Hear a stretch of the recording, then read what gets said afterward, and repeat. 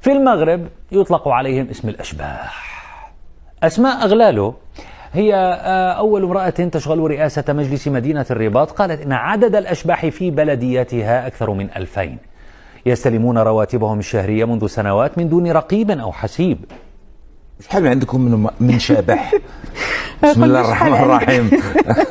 قول لي شحال عندك من واحد خدام، باسكو الا قلت لك شحال عندي من واحد من شبح غتخلع. دونك الله قول لي شحال عندك من واحد خدام. الوغ موظفين عندنا 3700 موظف. 3700 الجماعه واحد 200 غادي يخرجوا غوتريت دابا. بقات واحد 3500 نديروا حنا 3400 اللي حاضر دابا من غير لي سيرفيس، باسكو حنا تنعطيو الموظفين المحاكم، تنعطيو الموظفين مجموعه ديال الادارات. من تتجمع داكشي اللي حاضر عندي واحد 1000 لو ماكسيموم اللي كاينه. 1000 اللي كاينه و2400 ما كايناش. كتخلص معلوم وكترقى. لا ترقيه لا. إذن وفقا لأغلالو من بين 3400 موظف هناك 1000 موظف فقط يعمل، الباقي يقبضون من دون عمل، لكن للأمانة لا يحصلون على ترقيات.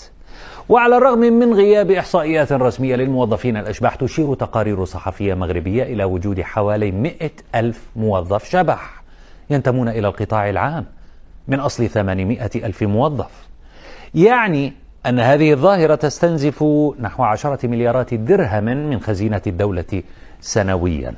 في التعليقات بعض ردود الفعل من قبل مغاربة جنة تقول لك في حين أصحاب الماستر والدكتوراه جالسين بدون عمل، مساكين الله على بلادي.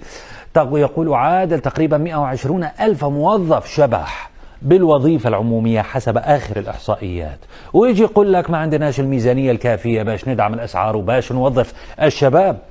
لدينا إلياس له تغريدة يقول فيها نحن لا نعاني نقصا في الأموال وإنما زيادة في اللصوص، هذا ما يعاني منه المغرب.